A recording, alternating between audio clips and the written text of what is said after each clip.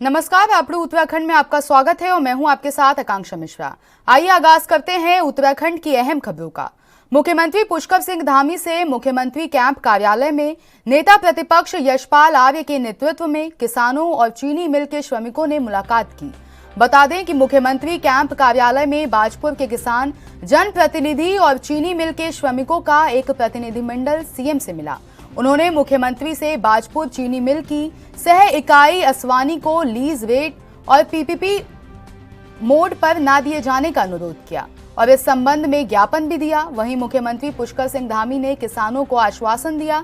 CM Dhami ने कहा कि बाजपुर चीनी मिल की सह इकाई असवानी को लीज रेंट पीपीपी मोड पर दिए जाने से पूर्व किसानों के हितों को लेकर सभी पहलुओं को ध्यान में रखा जाएगा। इसका पूरा परीक्षण करने के बाद ही आगे की कार्रवाई की जाएगी।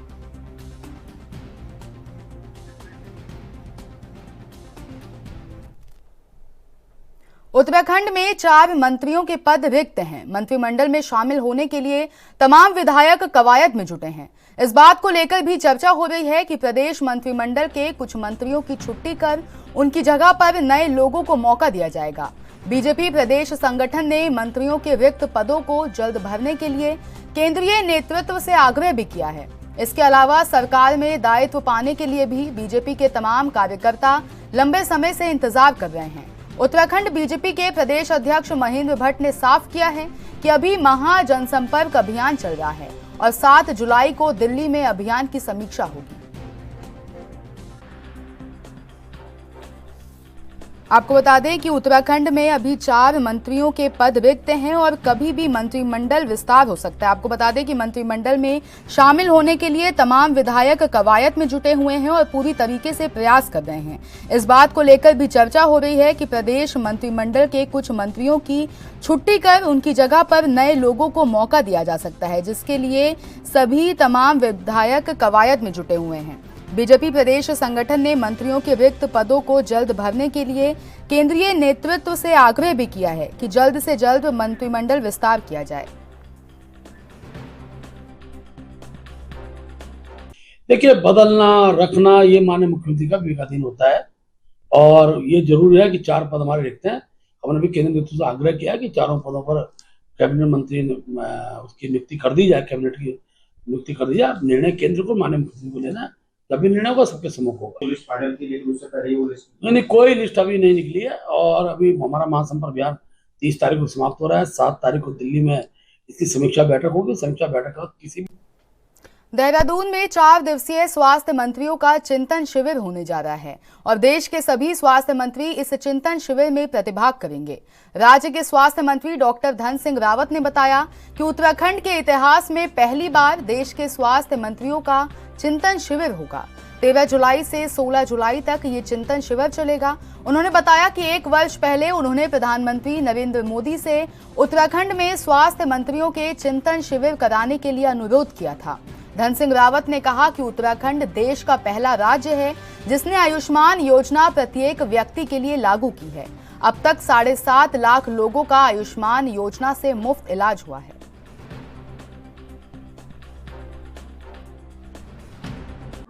देखिए, उत्तराखंड के इतिहास में पहली बार पूरे देश के स्वास्थ्य मंत्रियों का यहाँ चिंतन शिविर होने जा रहा है। 13 तारीख को, 14 तारीख को और 15 तारीख को और 16 तारीख को पूरे देश के स्वास्थ्य मंत्री यहाँ आएंगे। मैंने जब गुजरात में देश के स्वास्थ्य मंत्रियों का एक चिंतन शिविर हुआ था 1 साल पहले, तब मैंने प्रधानमंत्री जी से निवेदन किया था और स्वास्थ्य मंत्री जी से कि हमको उत्तराखंड की धरती पे जो है पूरे देश के स्वास्थ्य मंत्रियों को बुलाना है, क्योंकि देश का पहला राज्य उत्तराखंड है जो कि आयुष्मान भारत को यूनिवर्सल प्रत्येक व्यक्ति के लिए जो है लागू किया है। और आज मुझे बड़ी खुशी है कि हमारे राज्य में लगभग 7.5 लाख लोगों का आयुष्मान भारत में निःशुल्क इलाज हो गया है। जो 270 जांचें हम लोगों की करा रहे हैं, अभी तक 11 लाख लोगों की जांचें फ्री हो गई है और 40 लाख जांचें हमारे राज्य में फ्री हो गई। तो मैं ये कह सकता हूँ कि देश के स्वास्थ्य मंत्रियों का जब यहाँ चिंतन शिविर होगा, इस शिविर में मैं माननीय प्रधानमंत्री जी का, देश के स्वास्थ्य मंत्री जी का और अपने मुख्यमंत्री जी का भी स्वागत करूंगा कि अब 4 धाम यात्रा के लिए जो बातें हमने भारत सरकार से कही थी, जो हमने उनसे निवेदन किया था, वो अक्षर से हमारे स्वास्थ्य मंत्री जी ने हमको दी है। और G20 की दूसरी बैठक के आखिरी दिन विदेशी डेलीगेट्स मां गंगा की भव्य आरती करने के लिए त्रिवेणी घाट पहुंचे। इस दौरान विदेशी डेलीगेट्स ने जहां मां गंगा की भव्य आरती का आनंद लिया, वहीं उनके लिए सजाए गए पूरे घाट का भी विदेशी डेलीगेट्स ने निरीक्षण किया। त्रिवेणी घाट की भव्यता को देखकर विदेशी डेलीगेट्स काफी प्रसन्न नजर आए। इस दौरान उनकी सुरक्षा को लेकर तमाम व्यवस्थाएं चाक चौबंद रही। तमाम प्रशासनिक अधिकारी त्रिवेणी घाट पर मौजूद रहे और त्रिवेणी घाट को आमजन के लिए प्रतिबंधित रखा गया। मुख्यमंत्री पुष्कर सिंह धामी, कैबिनेट मंत्री प्रेमचंद अग्रवाल, सांसद रमेश पोखरियाल निशंक, मेयर अनीता सहित तमाम बीजेपी के दिग्गज नेता भी कार्यक्रम में पहुंचे।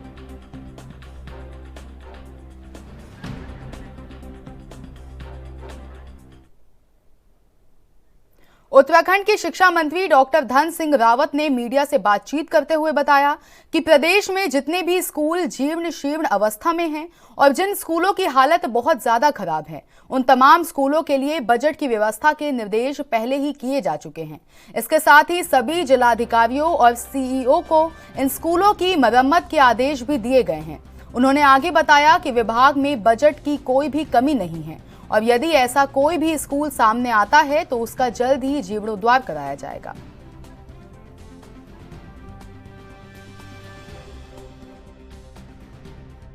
देखिए, अब इस बार चूंकि हमने एडेड कॉलेजों के बच्चों को भी किताबें दी और अब सभी जगह किताबें उपलब्ध हो गए हैं। 1 जुलाई से स्कूलें शुरू हो जाएंगी और पहली बार आपने देखा होगा कि लगभग 4,500 शिक्षकों के जो है ट्रांसफर भी इस बार हुए। ये 10 सालों में देखा होगा आपने कि इतने टीचरों के कभी ट्रांसफर नहीं। तो हमें चाह रहे हैं कि हर चीज़ सुव्यवस्थित हो जाए और हमारे जितने बच्चों को किताबें मिलनी थी अब लगभग सभी स्कूलों में। देखिए, मैं कह सकता हूँ कि हर जिले में जितने भी स्कूलों का आंकड़न आया है उसके लिए पैसा जारी किया जा रहा है। जहाँ जहाँ आंकड़न आता रहेगा वहाँ पैसा जारी करते रहेगा। अच्छा सर, देश की देखिए, इसमें भी हमने जिलाधिकारियों को निर्देश दिए हैं कि जो भी स्कूल अगर कहीं दिक्कत है तो हमारे पास पैसे की कोई भी कमी नहीं है और सभी स्कूलों का जीर्णोद्धार करने के लिए सरकार ने सभी सीईओ को भी आदेश दे दिया। कांग्रेस के वरिष्ठ नेता और पूर्व कैबिनेट मंत्री हरक सिंह रावत 2024 के लोकसभा चुनाव में हरिद्वार से लड़ने की पूरी तैयारी कर रहे हैं। बता दें कि हरक सिंह रावत ने कहा है कि अगर मुझे एक बार मौका मिलता है तो मैं किसी को भी हरिद्वार सीट से धूल चटा सकता हूं, जिसे लेकर बीजेपी के प्रदेश मीडिया प्रभारी मनवीर चौहान ने हरक सिंह रावत पर पलटवार करते हुए कहा कि कोई भी प्रधानमंत्री नरेंद्र मोदी की लोकप्रियता को खत्म नहीं कर सकता और इस वक्त जिसे भी बीजेपी हरिद्वार सीट से प्रत्याशी बनाएगी वो जीत का परचम लहराएगा, चाहे सामने कोई भी क्यों ना हो।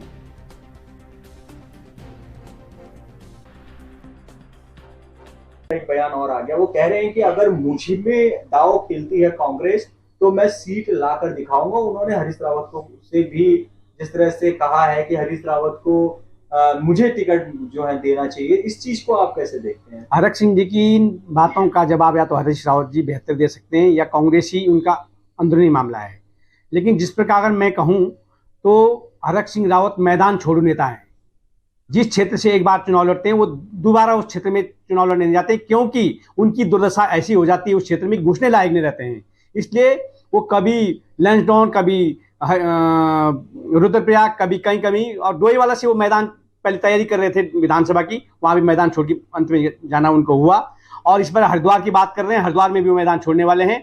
लेकिन कुल मिला के हम ये कह सकते हैं कि 2024 में प्रचंड जीत भारतीय जनता पार्टी की होने वाली है।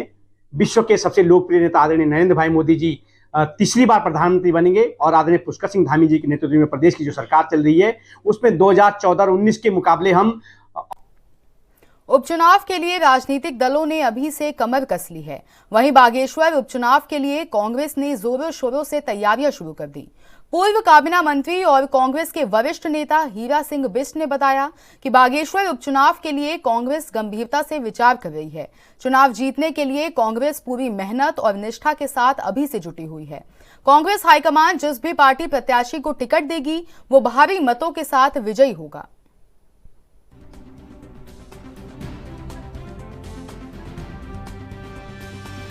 कह रहे हैं कि जो बागेश्वर उपचुनाव है उसको सरकार जो है समय पर पूरा कराएगी। साथ ही वो ये भी कह रहे हैं कि जो निकाय चुनाव है उसमें कांग्रेस जीत दर्ज करेगी, ऐसी बात भी वो कह रहे हैं। किस रूप में देखते हैं आप?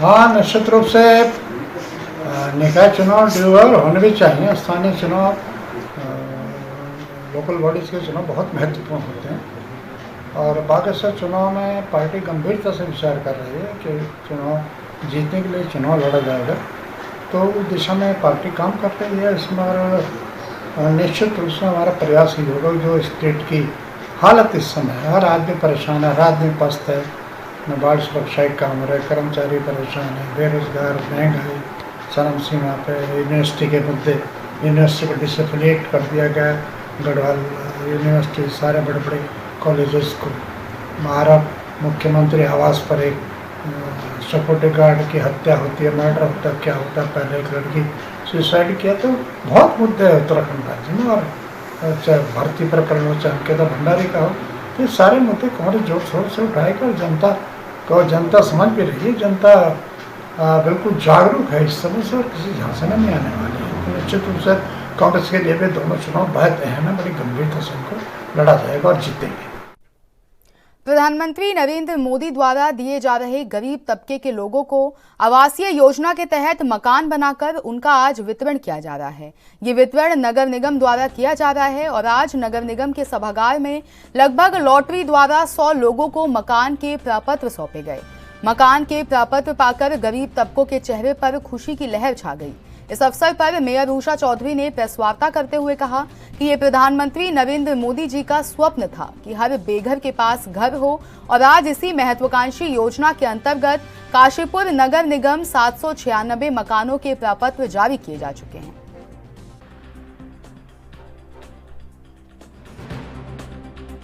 ये प्रधानमंत्री जी का एक बहुत बड़ा स्वप्न था कि हर बेघर के पास घर हो और आज उसी महत्वाकांक्षी योजना के अंतर्गत काशीपुर नगर निगम में 796 मकानों का प्रपत्र जारी किए जा चुके हैं, जो अभी कुछ समय पहले माननीय हमारे शहरी विकास मंत्री जी ने 20 लोगों को देहरादून में बुलाकर अपने हाथ से उन्होंने प्रपत्र उनको दिए हैं और आज काशीपुर में 100 लोगों को हमने बुलाया है। हर 100 लोगों को हम लोग यहाँ पर नगर निगम के अंदर बुलाएंगे और जो 7 से 796 जो मकान के प्रपत्र इन लोगों को मिले हैं, जो कि लॉटरी सिस्टम से मिला है।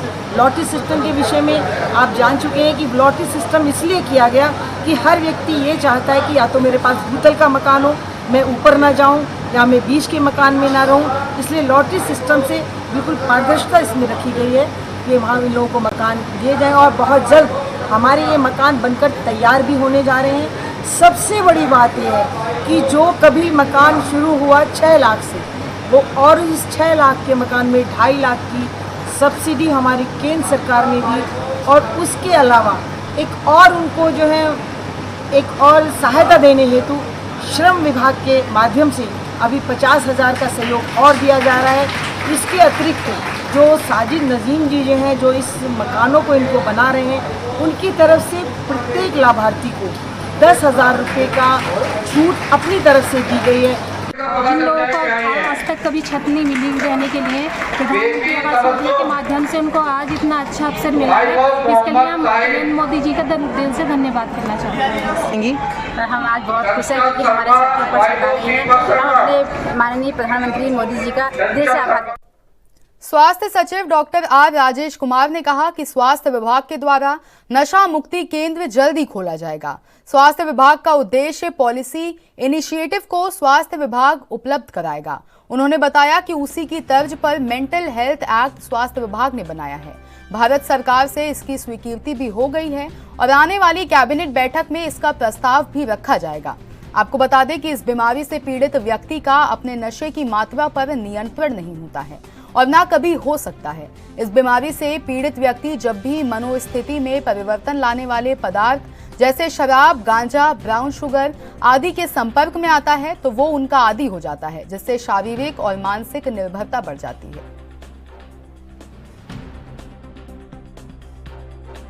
विभाग के द्वारा नशा मुक्ति केंद्र खोला जाएगा। स्वास्थ्य विभाग का ये रोल है कि जो हम पॉलिसी इनिशिएटिव्स हैं हम लोग उपलब्ध कराएंगे, जो उसी के तर्ज पे हमने ये मेंटल हेल्थ एक्ट हम लोगों ने ये जो बनाया है, भारत सरकार से स्वीकृति भी हो गया है और अभी आने वाले लालकुआं नगर में बुधवार को बीजेपी कार्यकर्ताओं ने प्रधानमंत्री नरेंद्र मोदी के 9 साल के कार्यकाल पूरे होने पर महा जनसंपर्क अभियान चलाया। अभियान का नेतृत्व बीजेपी महिला मोर्चा की मंडल अध्यक्ष तारा पांडे ने किया। इस दौरान बीजेपी कार्यकर्ताओं ने नगर की दुकानों और घर घर जाकर लोगों को प्रधानमंत्री नरेंद्र मोदी के 9 साल में किए गए विकास कार्यों के बारे में जानकारी दी। इस दौरान महिला मोर्चा की अध्यक्ष तारा पांडे ने कहा कि देश ही नहीं बल्कि विदेशों में भी प्रधानमंत्री नरेंद्र मोदी ने बड़े बड़े काम किए हैं और गरीब कल्याण और महिलाओं के लिए विशेष योजना लाई गई हैं। लोगों को फ्री में गैस, मुफ्त राशन और शौचालय मिला है।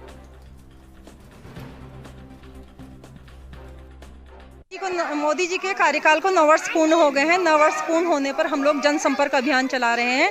आज वार्ड नंबर 4 मस्जिद मोहल्ले में हम लोग जनसंपर्क कर रहे हैं और 90-90-90-20-24 पे मिस कॉल करवा के भाजपा की सदस्यता ग्रहण करवा रहे हैं।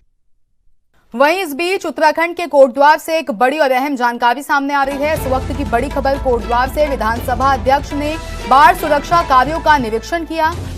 ऋतु खंडूरी ने बाढ़ सुरक्षा कार्यों का स्थलीय निरीक्षण किया है। इस वक्त की बड़ी और अहम जानकारी आपको बता रहे हैं।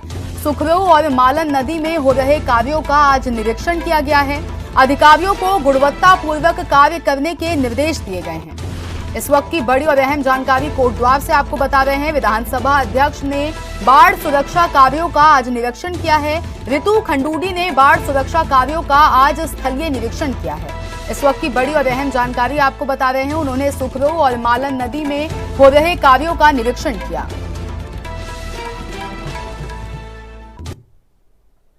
अल्मोड़ा में मानसून की दस्तक को देखते हुए जिला प्रशासन ने आपदा से निपटने के लिए तैयारियों की कवायद तेज कर दी, जिसके चलते सभी तहसील और विकासखंड स्तर पर आपदा प्रबंधन तंत्र की चाक चौबंद व्यवस्था की जा रही है। वहीं जिला अधिकारी विनीत तोमर ने मानसून को लेकर अधिकारियों के साथ बैठक ली, जिसमें ग्रामीण क्षेत्रों में खाद्यान्न, सड़क और स्वास्थ्य को लेकर मंथन किया गया। जिला अधिकारी ने बताया कि जनपद में सड़कों पर 75 जेसीबी तैनात की जा रही हैं और राशन सामग्री की समुचित व्यवस्था की गई है।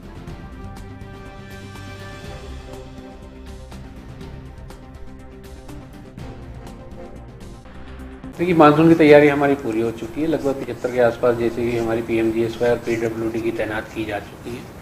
24 आवर भी ड्यूटी हम लगा चुके हैं। इरिगेशन और जल संस्थान, जल निगम और UPCL जितने हमारे विभाग हैं सभी 24 आवर अलर्ट मोड पे भी हैं। और जो हमारे रिमोट एरियाज रहते हैं, राशन की दुकानें रहती हैं जहाँ पर राशन पहुँचाते हैं हम 3 महीने का, वो सब हमारा पहुँच चुका है। तो हम अब पूरी तरह से तैयार हैं। अगर कोई भी ऐसी स्थिति उत्पन्न कभी भी होती है तो हमारी कोशिश रहेगी हम इमीडिएटली उसको रेस्पॉन्ड। मानसूनी बारिश शुरू होते ही जिले के विभिन्न स्थानों में हुड़किया बॉल के साथ धान की रोपाई भी शुरू हो गई है। बता दें कि हुड़किया बॉल के साथ धान की रोपाई काफी पुरानी परंपरा है। हुड़किया बॉल में स्थानीय देवी देवताओं की स्तुति करते हुए धान की रोपाई की जाती है। ये सामुदायिक एकता का संदेश देता है और कठिन काम को भी सरल कर देता है। बता दें कि कपकोट, बागेश्वर सहित गरुड़ घाटी के कई गांवों में हुड़किया बॉल के साथ धान की रोपाई शुरू हो गई। वहीं जिलाधिकारी ने भी हुड़किया बॉल के साथ धान की रोपाई करने की इच्छा जाहिर की।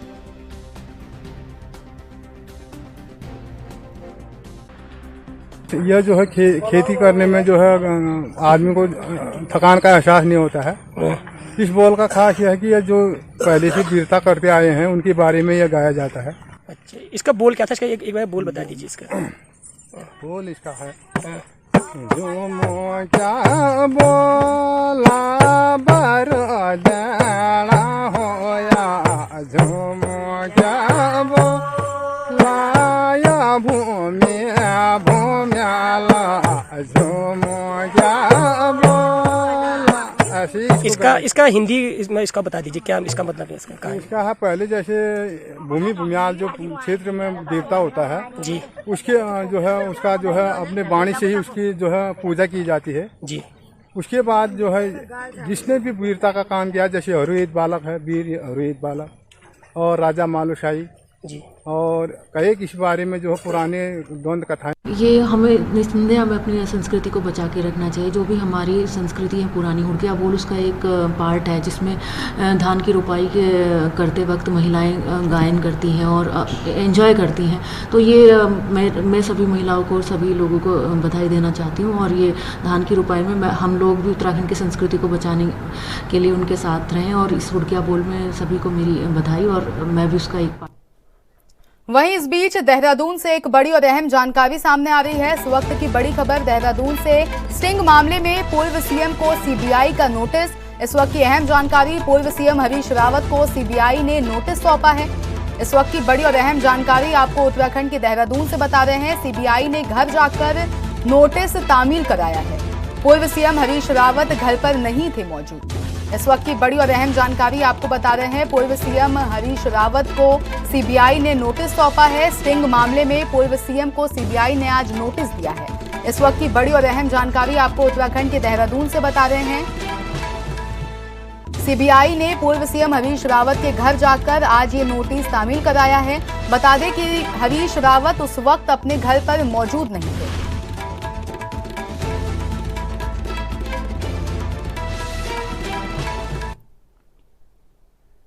ईद उल अजहा यानी बकरीद का त्योहार आज पूरे देश के साथ ही उत्तराखंड के प्रमुख शहर कोटद्वार में भी अकीदत के साथ मनाया जा रहा है। मुस्लिम समुदाय के लोगों ने ईदगाह में नमाज अदा करने के बाद खुदा की राह में जानवरों की कुर्बानी पेश की। इस दौरान मस्जिदों और ईदगाहों में उल्लास का माहौल देखने को मिला। लोगों ने एक दूसरे को मुबारकबाद दी। इस दौरान हजारों मुस्लिम भाइयों के हाथ देश में अमन चैन की दुआ के लिए खड़े हुए। ईदगाह में कड़ी सुरक्षा के बीच बकरीद की नमाज संपन्न हुई।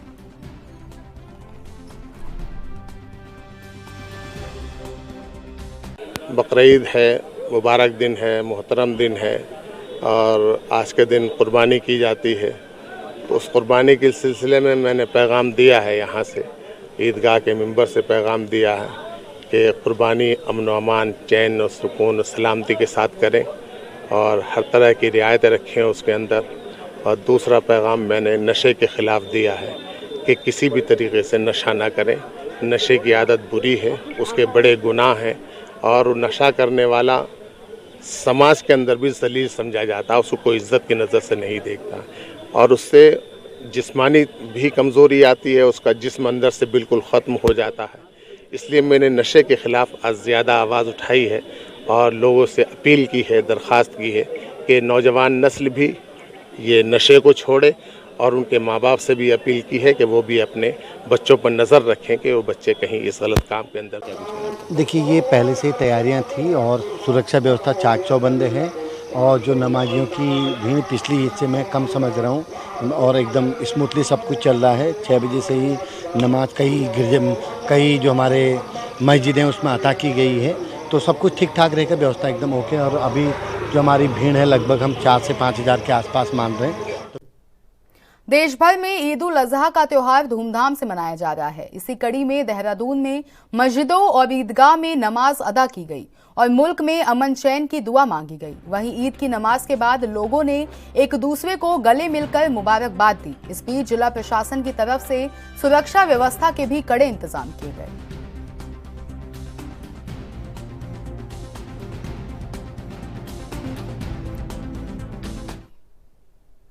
अल्मोड़ा में ईद उल अजहा का त्योहार आपसी भाईचारे और हर्षोल्लास के साथ मनाया गया। ईदगाहों और मस्जिदों में बड़ी तादाद में लोगों ने ईद उल अजहा की नमाज अदा की। वहीं नमाज के बाद लोगों ने एक दूसरे से गले मिलकर ईद की मुबारकबाद दी। इस मौके पर विधायक मनोज तिवारी, एसडीएम गोपाल सिंह चौहान सहित तमाम लोग मौजूद रहे।